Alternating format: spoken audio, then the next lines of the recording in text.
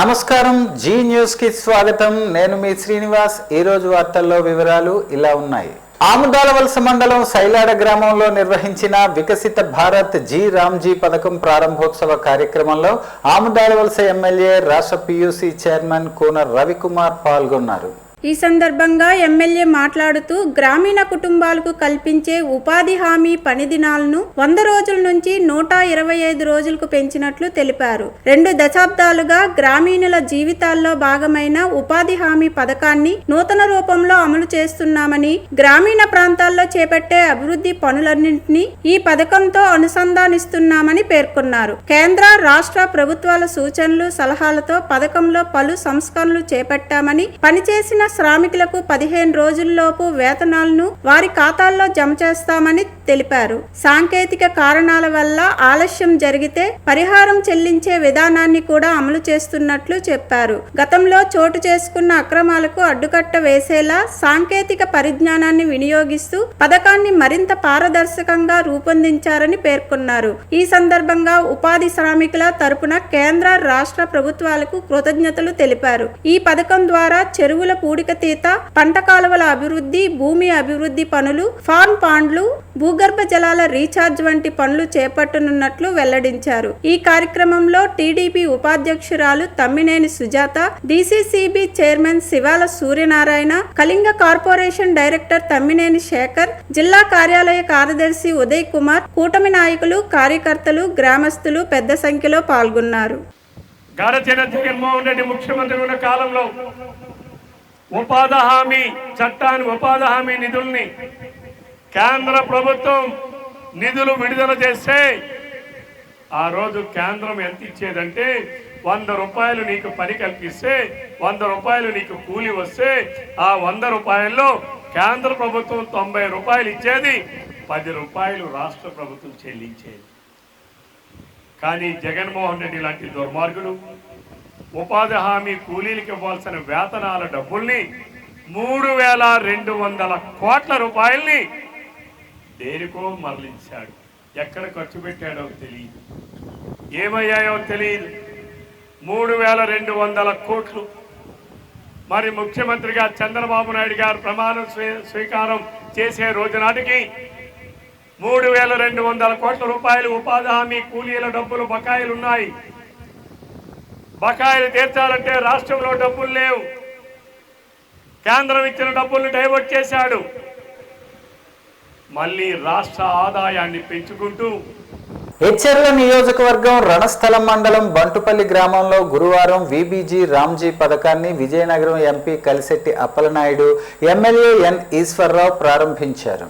ఈ సందర్భంగా వారు మాట్లాడుతూ గ్రామీణ ఉపాధి హామీ పని దినాలను 100 నుంచి 125 రోజులకు పెంచడంతో పాటు రోజువారీ కూలీని 325 రూపాయలకు పెంచినట్లు తెలిపారు. ఈ పథకం ద్వారా నీటి సంరక్షణ, చెరువుల అభివృద్ధి, వాటర్ షెడ్, భూగర్భ జలాల రీఛార్జ్, గ్రామీణ రహదారులు, మౌలిక వసతుల కల్పన వంటి పనులు చేపడతామని వెల్లడించారు. కేంద్ర రాష్ట్ర ప్రభుత్వాల సమన్వయంతో గ్రామీణాభివృద్ధికి ఈ పథకం దోహదపడుతుందని పేర్కొంటూ ఉపాధి శ్రామికులు దీన్ని సద్వినియోగం చేసుకోవాలని పిలుపునిచ్చారు. కార్యక్రమంలో ప్రజా ప్రతినిధులు, కూటమి నాయకులు, గ్రామస్తులు పాల్గొన్నారు.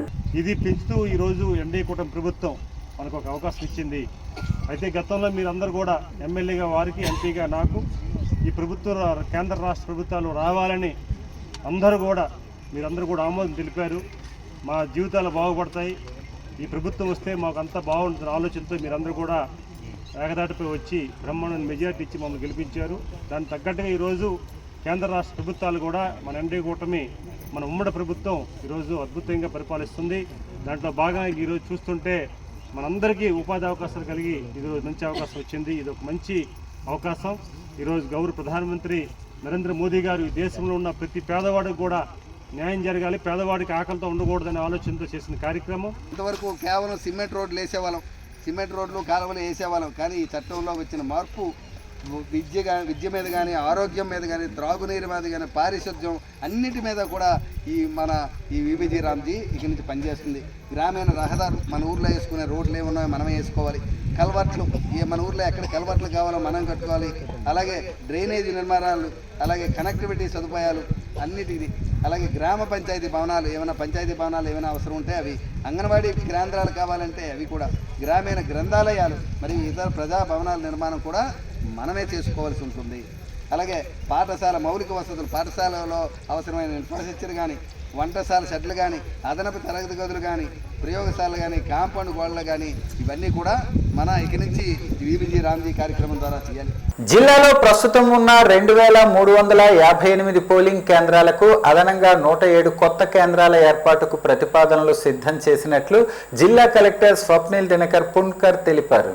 ఎన్నికల సంఘం ఆమోదిస్తే మొత్తం పోలింగ్ కేంద్రాల సంఖ్య 2464 చేరుతుందని చెప్పారు. జిల్లా కలెక్టరేట్లో రాజకీయ పార్టీల ప్రతినిధులతో జరిగిన సమావేశంలో ఆయన మాట్లాడుతూ ఇచ్చాపురంలో 20, పలాసలో 18, టెక్కలిలో 4, శ్రీకాకుళంలో 45, ఆమ్దలవలసలో 11, ఎచ్చెర్లలో 9 కొత్త కేంద్రాలను ప్రతిపాదించామని వెల్లడించారు. నరసన్నపేట, పాతపట్నం నియోజకవర్గాల్లో ఎలాంటి మార్పులు లేవని తెలిపారు. పలాసలో 7 పోలింగ్ స్టేషన్ల పేర్లు మార్పు, మొత్తం 6 కేంద్రాల స్థాన మార్పులను కూడా ప్రతిపాదించినట్లు చెప్పారు. జూన్ 15 నుంచి జూలై 14 వరకు ఓటర్ల సవరణ ప్రక్రియ కొనసాగుతుందని, జూలై 21న ముసాయిదా ఓటర్ జాబితా విడుదల చేసి ఆగస్టు 20 వరకు అభ్యంతరాలు స్వీకరించి సెప్టెంబర్ 22న తుది జాబితా ప్రకటిస్తామని కలెక్టర్ వెల్లడించారు. ఓటర్ల నమోదు ప్రక్రియలో రాజకీయ పార్టీలు, బిఎల్ఓలు సమన్వయంతో పనిచేయాలని సూచించారు. హిరమండలం మండలంలోని తంప, ధనపురం గ్రామాల్లో కేంద్ర రాష్ట్ర ప్రభుత్వాల సంయుక్త ఆధ్వర్యంలో చేపట్టిన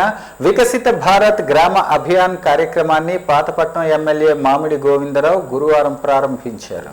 ఈ సందర్భంగా ఎమ్మెల్యే మాట్లాడుతూ గ్రామీణాభివృద్ధికి కొత్త దిశను చూపే కార్యక్రమమే వికసిత్ భారత్ గ్రామ అభియాన్ అని అన్నారు. గ్రామాల్లో మౌలిక వసతుల అభివృద్ధి, సంక్షేమ పథకాల సమర్థ అమలు, జీవనోపాధి అవకాశాల పెంపు, ప్రజల భాగస్వామ్యంతో సమగ్ర గ్రామాభివృద్ధి సాధించడమే ఈ కార్యక్రమం లక్ష్యమని తెలిపారు. ముఖ్యమంత్రి నారా చంద్రబాబు నాయుడు నాయకత్వంలో కేంద్ర ప్రభుత్వ సహకారంతో గ్రామీణ ప్రాంతాల్లో అభివృద్ధి పనులు వేగంగా కొనసాగుతున్నాయని పేర్కొన్నారు. ప్రతి గ్రామాన్ని ఆదర్శ గ్రామంగా తీర్చిదిద్దేందుకు ప్రభుత్వం కట్టుబడి ఉందని, నాణ్యతతో నిర్ణీత గడువులో అభివృద్ధి పనులు పూర్తి చేసి వాటి ఫలాలు ప్రతి కుటుంబానికి చేరేలా చర్యలు తీసుకుంటున్నామని చెప్పారు. ఈ కార్యక్రమంలో ప్రజా ప్రతినిధులు, అధికారులు, టీడీపీ, జనసేన, బీజేపీ నాయకులు, కార్యకర్తలు, గ్రామ పెద్దలు, మహిళలు, యువత, గ్రామస్తులు పెద్ద సంఖ్యలో పాల్గొన్నారు. ప్రజా ప్రయోజన సేవలకు సంబంధించిన వివాదాల పరిష్కారం కోసం శాశ్వత లోక్ అదాలత్ సేవలను వినియోగించుకోవడంతో పాటు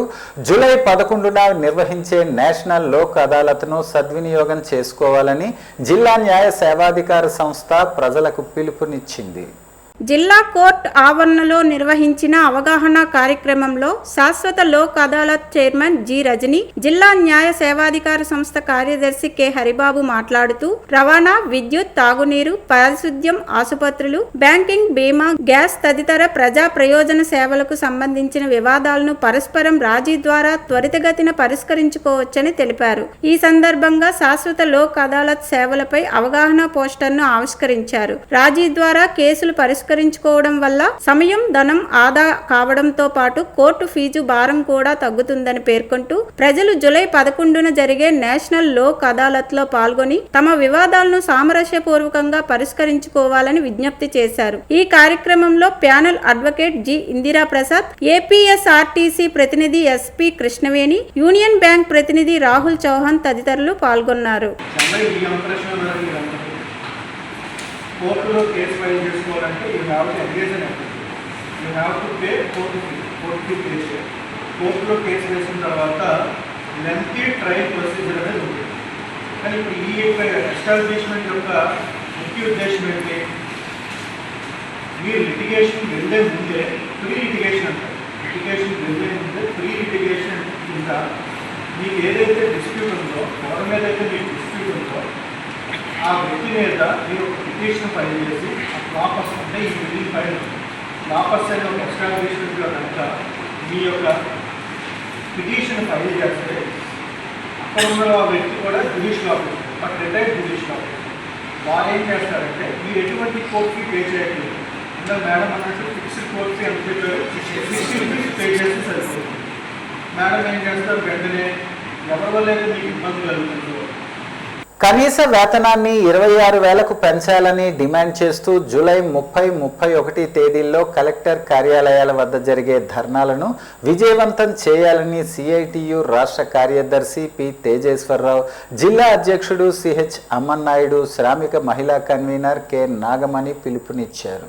శ్రీకాకుళంలోని యూటీఎఫ్ జిల్లా భవన్లో జరిగిన సిఐటియు జిల్లా విస్తృత సమావేశంలో వారు మాట్లాడుతూ షెడ్యూల్ పరిశ్రమల కార్మికులు, అంగన్వాడీ, ఆశా, మధ్యాహ్న భోజన పథకం, కాంట్రాక్ట్ అవుట్సోర్సింగ్ ఉద్యోగులు తక్కువ వేతనాలతో తీవ్ర ఇబ్బందులు ఎదుర్కొంటున్నారని అన్నారు. 18 ఏళ్లుగా కనీస వేతనాలు సవరించకపోవడం వల్ల లక్షలాది మంది కార్మికులు నష్టపోయారని ఆరోపించారు. కార్మిక వ్యతిరేక 4 లేబర్ కోడ్లను రద్దు చేయాలని, పెట్రోల్, డీజిల్, గ్యాస్ ధరలు తగ్గించాలని, అందరికీ PF, ESI అమలు చేయాలని డిమాండ్ చేశారు. అలాగే జూలై 10న అంగన్వాడీల చెలో కలెక్టరేట్ కార్యాలయం కార్యక్రమాన్ని విజయవంతం చేయాలని పిలుపునిచ్చారు. సమావేశంలో సిఐటియు జిల్లా నాయకులు, కార్మిక సంఘాల ప్రతినిధులు పాల్గొన్నారు.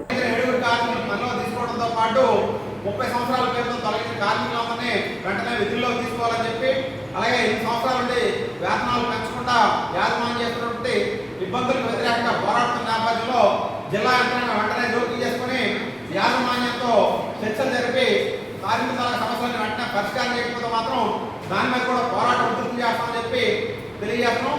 అలాగే ఏలూరు యాజమాన్యం అక్రమంగా చేసిన లాగౌట్ వెంటనే ఎత్తివేసి కార్మికులందరూ కూడా వెంటనే ఉపాధి కల్పించాలని చెప్పి తెలియజేస్తున్నాం. వీటితో పాటు నాగార్జున యాజమాన్యం కూడా వేతన ఒప్పందం వెంటనే పూర్తి చేసి కార్మికుల వేతనాల పెంపుదలకు సంబంధించి కూడా నిర్ణయం చేయాలని చెప్పి ఈ సమావేశంలో తెలియజేయడం జరుగుతుంది. పాతపట్నంలోని రవీంద్ర భారతి, సెయింట్ యాన్స్, హిరమండలంలోని కార్మెల్ ఇంగ్లీష్ మీడియం పాఠశాలలు విద్యార్థులకు పుస్తకాలు, షూస్, ఇతర సామగ్రిని తప్పనిసరిగా తమ వద్దే కొనుగోలు చేయాలని ఒత్తిడి చేస్తున్నాయని ఆరోపిస్తూ ఎస్ఎఫ్ఐ ఆధ్వర్యంలో గురువారం నిరసన చేపట్టారు. ఈ సందర్భంగా మండల విద్యాశాఖ అధికారుల సమక్షంలో పుస్తకాల విక్రయ కేంద్రాలకు తాళాలు వేశారు. ఎస్ఎఫ్ఐ నాయకులు మాట్లాడుతూ విద్యను వ్యాపారంగా మార్చి అక్రమంగా పుస్తకాల విక్రయాలు నిర్వహిస్తున్న యాజమాన్యాలపై కఠిన చర్యలు తీసుకోవాలని డిమాండ్ చేశారు. ప్రభుత్వ అనుమతులు లేకుండా నడుస్తున్న విద్యా సంస్థలను గుర్తించి చర్యలు తీసుకోవాలని, సంబంధిత అధికారుల నిర్లక్ష్యంపై కూడా విచారణ జరపాలని కోరారు. లేకపోతే పెద్ద ఎత్తున ఆందోళనలు చేపడతామని హెచ్చరించారు. కార్యక్రమంలో ఎస్ఎఫ్ఐ జిల్లా అధ్యక్షుడు డి చందు, జిల్లా కార్యదర్శి పి కగేష్, నియోజకవర్గ నాయకులు వినయ్, చరణ్, మురళి తదితరులు పాల్గొన్నారు. ఈరోజు ప్రభుత్వ నిబంధనలు పాటించకుండా పాతపట్నంలో రవీంద్ర భారతి స్కూల్లో విచ్చలవిడిగా బుక్స్ మాఫీ అనేది జరుగుతూ ఉంది. దీనిపైన ఇప్పటికే ఎంఈఓ గారు కంప్లైంట్ చేసినా సరే, ఎంఈఓ స్కూల్స్ మెమోలు ఇచ్చినా సరే, ఆర్డర్లు పంపించినా సరే, ఎంఈఓలు మాత్రం కొట్టివేసి ఈరోజు విద్యార్థుల తల్లిదండ్రుల దగ్గర నుంచి వేల రూపాయలు వసూలు చేస్తూ ఉన్నారు. ఒక ఎల్కేజీ విద్యార్థి దగ్గర దాదాపు 10,000 నుంచి 15,000 రూపాయల మధ్యలో బుక్స్ డబ్బులు ఫీజు తీసుకుంటూ ఉన్నారు. దీనికి ఇన్వెస్ట్గా రాష్ట్ర వ్యాప్తంగా కూడా ఎస్ఎఫ్ఐగా లేదా ఇంకా స్టూడెంట్ ఆర్గనైజ్గా ఫైట్ చేస్తున్నా సరే ఈ బుక్స్ మాఫీ ఇప్పటికీ అంతమవ్వట్లేదు. ఇప్పటికైనా సరే విద్యాశాఖ అధికారులు ఈ రవీంద్ర భారతి స్కూల్ పైన తగిన చర్యలు తీసుకోవాలని చెప్పి కోరుచున్నాను. వైసీపీ అధినేత చేసిన మావిగన్కు మా మద్దతు వ్యాఖ్యలు ఆ పార్టీ రాబోయే ఎన్నికల్లో ఓటమిని ముందుగానే అంగీకరించినట్లేనని టీడీపీ రాష్ట్ర కార్యదర్శి కురుపాం నియోజకవర్గ పరిశీలకుడు మాదారపు వెంకటేష్ విమర్శించారు. గురువారం విడుదల చేసిన ప్రకటనలో ఆయన మాట్లాడుతూ 2024 ఎన్నికల్లో ప్రజలు అభివృద్ధి, అమరావతి రాజధాని, సుపరిపాలనకు మద్దతుగా కూటమి ప్రభుత్వాన్ని అధికారంలోకి తీసుకువచ్చారని అన్నారు. రాష్ట్ర ప్రజలు రాజకీయాల కంటే అభివృద్ధి, సంక్షేమానికే ప్రాధాన్యం ఇస్తున్నారని పేర్కొన్నారు. ముఖ్యమంత్రి నారా చంద్రబాబు నాయుడు నాయకత్వంలో కేంద్ర ప్రభుత్వం సహకారంతో రాష్ట్రంలో అభివృద్ధి, సంక్షేమ కార్యక్రమాలు వేగంగా అమలవుతున్నాయని తెలిపారు. యువతకు ఉపాధి, పెట్టుబడుల ఆకర్షణ, రాష్ట్రాభివృద్ధి కూటమి ప్రభుత్వం దృష్టి సారించిందని చెప్పారు. అందువల్ల ప్రజలు మరోసారి కూటమికే మద్దతు ఇస్తారని, 2029 ఎన్నికల్లో కూడా వైసీపీకి ఘోర పరాజయం తప్పదని మాదారపు వెంకటేష్ వ్యాఖ్యానించారు. పాతపట్నం నియోజకవర్గంలోని కొత్తూరు మండలం మహర్తాపురం గ్రామంలో జరుగుతున్న ప్రత్యేక ఓటరు సవరణ ప్రక్రియను వైఎస్ఆర్సీపీ రాష్ట్ర క్రమశిక్షణా కమిటీ సభ్యురాలు, మాజీ ఎమ్మెల్యే రెడ్డి శాంతి గురువారం క్షేత్రస్థాయిలో పరిశీలించారు. ఈ సందర్భంగా ఓటర్ల నమోదు, మార్పులు, సవరణల ప్రక్రియ ఎలాంటి అవాంతరాలు లేకుండా సాగుతోందా అనే విషయాన్ని స్థానిక బూత్ లెవెల్ ఏజెంట్లు పార్టీ నాయకులను అడిగి తెలుసుకున్నారు. అనంతరం మై బూత్ మై ఓటర్ యాప్లో నమోదవుతున్న వివరాలు, డేటా సంక్షిప్తీకరణ ప్రక్రియను నాయకులతో కలిసి పరిశీలించి అవసరమైన సూచనలు చేశారు. అంతకుముందు గ్రామానికి చేరుకున్న రెడ్డి శాంతికి స్థానిక నాయకులు, గ్రామస్తులు ఘన స్వాగతం పలికి దుస్సాలువాలతో సత్కరించారు. కార్యక్రమంలో మండల స్థాయి వైఎస్ఆర్సీపీ నాయకులు, కార్యకర్తలు పాల్గొన్నారు. వార్తలు సమాప్తం. మళ్ళీ తరువాత బులెటిన్ లో కలుసుకుందాం. నమస్కారం.